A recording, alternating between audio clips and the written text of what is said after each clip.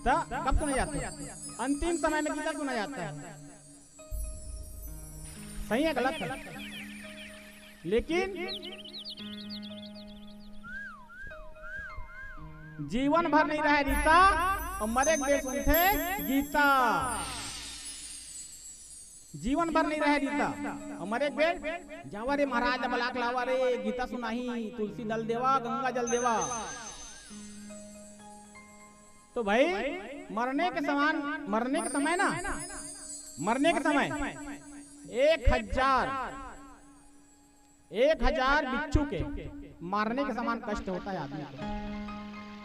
मतलब 1000 बिच्छू जो डंक मारेंगे तो जितना तकलीफ होगा, कष्ट होगा, उतना दर्द जो है जिस समय मृत्यु आती है उस समय व्यक्ति को होता है। और व्यक्ति के जो इंद्रिय हैं, कान, नाक, मुंह सब बंद हो जाते हैं, सब बंद हो जाते हैं। सुनने की, बोलने की जितनी इंद्रिय है ना, सब बंद हो जाता है। और व्यक्ति उस दर्द में क्या करता है? हाय दाई, हाय दादा, हाय दाई, हाय दादा। और जो आदमी हाय दाई, हाय दादा कह रहा है, जिसकी सुनने की शक्ति खत्म हो गई है, उसको गीता सुनाओगे तो क्या समझ में आएगा? बताओ, समझ में आएगा? कुछ समझ में नहीं आएगा। अभी यहाँ जितने लोग बैठे हैं ना, सब जो हैं स्वस्थ हैं। जितने यहाँ बैठे हैं सबके सब स्वस्थ हैं, है ना? सब बोल सकते हैं, सब सुन सकते हैं, सब समझ सकते हैं, है ना? और मैं एक गीता का श्लोक पढ़ रहा हूँ। मैं यहाँ से एक गीता का श्लोक पढ़ रहा हूँ, और जिसको समझ में आएगा वो मेरे को बताना कि क्या समझ में आया। ठीक है? मैं यहाँ पढ़ के सुना रहा हूँ, जिसको भी समझ में आए वो मेरे को बताना। आचार्यः पितरः पुत्रा तैव च पितामहः मातुलः श्वशुरः पौत्रा स्यालः संबंधिन्यस्तथा। ये कुछ समझ में आया? इसका अर्थ क्या है? कोई बता सकता है? कोई नहीं बता सकता। तो जब स्वस्थ आदमी गीता का अर्थ नहीं बता सकता श्लोक का, तो जो मरता हुआ व्यक्ति है वो क्या समझता है ये बताओ? कुछ समझता होगा? कुछ नहीं। मेरा कहने का तात्पर्य ये है कि जब तक जिंदा हो, जब तक आदमी जीवित है व्यक्ति, तब तक जो करना है, गीता सुनना है, जीते जी सुन लो। गौदान करना है, जीते जी कर लो। व्यक्ति रोज 10 लीटर पानी पीता है, रोज 5 लीटर 10 लीटर हर व्यक्ति रोज पानी पीता है। लेकिन कोई ये सोचता है कि भाई हम रोज पानी पीते हैं तो घर में जो मटके में पानी भरा है उसमें 2 बूंद गंगा जल डाल दें? सोचता है कोई? कोई नहीं सोचता। कत्ता में सुनता था गंगा जल के मरे की बेरा, जाओ रे गंगा जल लाओ, उस समय याद आती है। तो व्यक्ति चाहे तो रोज कर सकता है।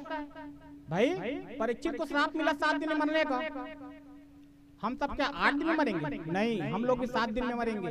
सोमवार से इतवार, 8वां कोई दिन बना ही नहीं है। तो हमको ये मान के चलना चाहिए कि कल हमारी मौत होने वाली है, और हमारे घर में जो मटके में जो पानी भरा है ना, उसमें 2 बूंद डाल दो गंगा जल, और दिन भर उसी जल को पियो, दिन भर। क्यों? किस समय मौत आए कोई थोड़ी जानता है। आदमी रोज भाजी खाते, रोज। हाँ, 1 किलो कम पड़ जाते, 2 किलो ले आवे भाजी, लाल भाजी, पालक भाजी, या काका पता नहीं काका भाजी, मुनगा भाजी, चरोटा भाजी नहीं बचाए आदमी। और तुलसी पत्ता क्या जन खाते? तुलसी पत्ता रोज,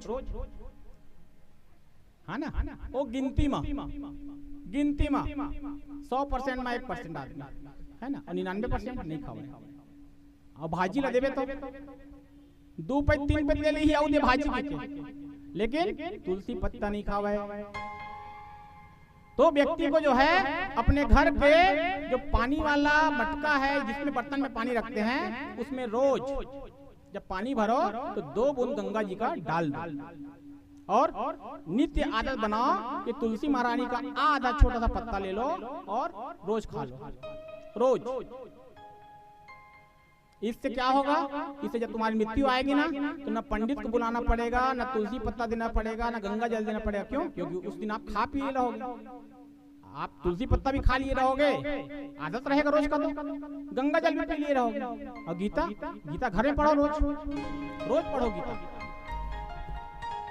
मैंने बताया था कथा 3 प्रकार की है, 3 प्रकार की। पहला है राम कथा। राम कथा कैसा है? जल के समान। जल के समान क्यों है? क्योंकि जल की आवश्यकता, पानी की आवश्यकता हमको रोज पड़ती है, दिन भर पड़ता है। हम लोग दिन भर जल पीते हैं। क्यों? क्योंकि हमारा जो शरीर है पूरे जल से ही बना हुआ है। तो जल के समान राम कथा को इसलिए कहा कि जैसे हमको जल की आवश्यकता दिन भर होती है, वैसी जो है राम कथा की जरूरत जो है व्यक्ति को आवश्यकता रोज होती है, रोज। राम कथा हमें यह सिखाती है कि एक पुत्र को कैसा होना चाहिए, एक भाई को कैसा होना चाहिए, एक पत्नी को कैसा होना चाहिए, एक पति को कैसा होना चाहिए।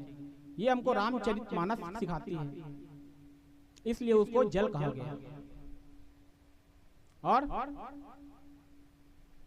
श्रीमद् भागवत गीता, जिसकी हम अभी चर्चा कर रहे हैं, इसको बताया गया दूध के समान। दूध क्यों पीते हैं? दूध पहले तो घर घर में गाय था, तो हर आदमी दूध पीता था, लेकिन आज जिसको आवश्यकता है, जिसको अपनी ताकत बढ़ाना है, जो कमजोर व्यक्ति है, वो ताकत के लिए दूध पीता है। इसलिए श्रीमद् भागवत गीता को क्या कहा गया? दूध कहा गया। कि हमको अगर शक्ति चाहिए, हमको शक्ति चाहिए, तो हमको गीता पढ़ना पड़ेगा। और श्रीमद् भागवत को बताया अमृत के समान।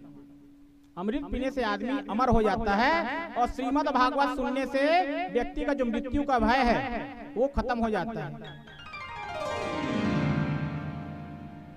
मृत्यु का भय भाग जाता है। परीक्षित ने सुना श्रीमद् भागवत और उनकी मृत्यु का भय भाग गया।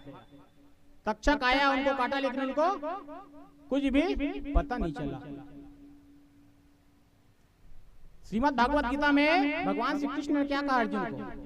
कि अर्जुन धर्म के लिए, धर्म की रक्षा के लिए, और